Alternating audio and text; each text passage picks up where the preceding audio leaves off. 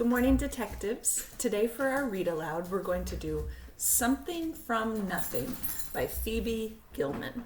And some of you who were in my class last year might remember this book from our clothing study, so you can connect. Now, as I'm reading this book, I want you to think about things that are same and different between this story and the one we read yesterday, The Mitten. So as we're reading, what is the same and what is different from the story The Mitten by Jan Brett? Here we go. Something from Nothing.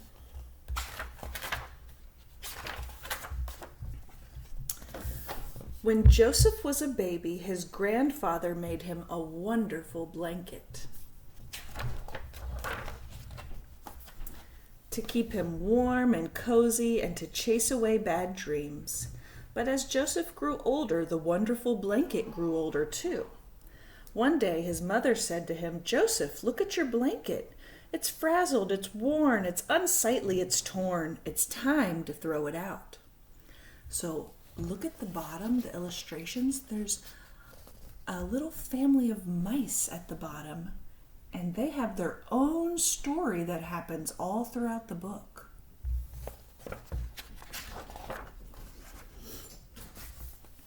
"Grandpa can fix it," Joseph said. Joseph's grandfather took the blanket and turned it round and round. He said, as his scissors went snip, snip, snip, and his needle flew in and out and in and out. "There's just enough material here to make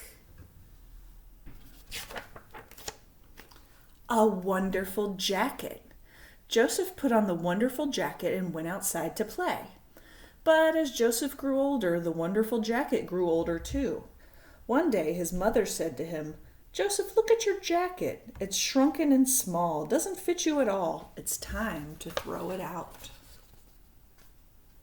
You see the little mice at the bottom? "Grandpa can fix it," Joseph said.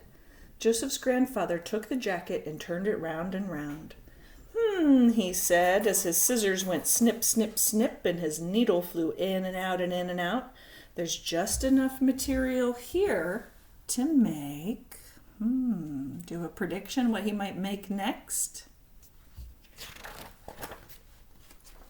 A wonderful vest. Joseph wore the wonderful vest to school the very next day. But as Joseph grew older, the wonderful vest grew older too. One day his mother said to him, "Joseph, look at your vest. It's spotted with glue and there's paint on it too. It's time to throw it out."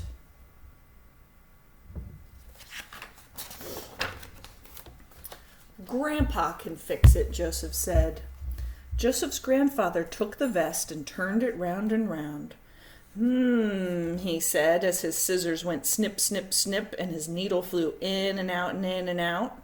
"There's just enough material here to make..." So I want us to stop right here and think for a minute. In The Mitten, Nicky's Baba, his grandmother, makes him some mittens. And in this story, Joseph's grandfather makes him all sorts of different things. And then in The Mitten, each page, a different animal comes and gets into the mitten, and it creates a growing pattern. Remember, there's one animal, then two, then three, then four. In this story, we start with a big, big blanket, and on each page, it gets snipped and snipped down into something smaller and smaller. So what are you noticing? How is that same or different from the Mitten story? This time he made a wonderful tie. Joseph wore the wonderful tie to his grandparents' house every Friday. But as Joseph grew older, his wonderful tie grew older too. One day his mother said to him, "Joseph, look at your tie. This big stain of soup makes the end of it droop. It's time to throw it out." See the mice? What do you notice is happening in their story? Where are all those scraps of fabric going? "Grandpa can fix it," Joseph said. Joseph's grandfather took the tie and turned it round and round. He said as his scissors went snip, snip, snip and his needle flew in and out and in and out. There's just enough material here to make... What's he gonna make? A wonderful handkerchief. Joseph used the wonderful handkerchief to keep his pebble collection safe. But as Joseph grew older, his wonderful handkerchief grew older too. One day his mother said to him, "Joseph, look at your handkerchief. It's been used till it's tattered, it's splotched and it's splattered. It's time to throw it out." Let's see what the mice have been up to.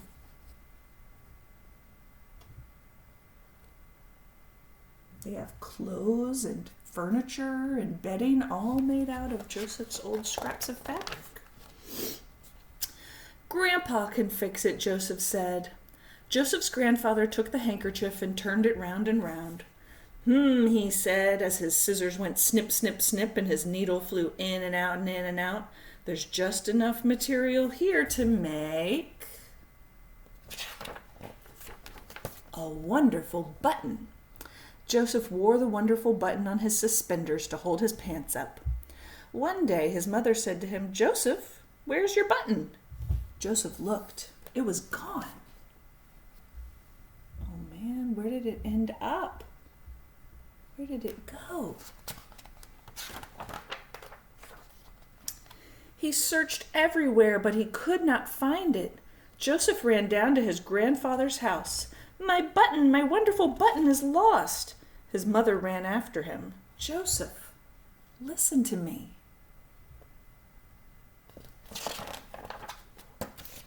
"The button is gone, finished, kaput. Even your grandfather can't make something from nothing." Joseph's grandfather shook his head.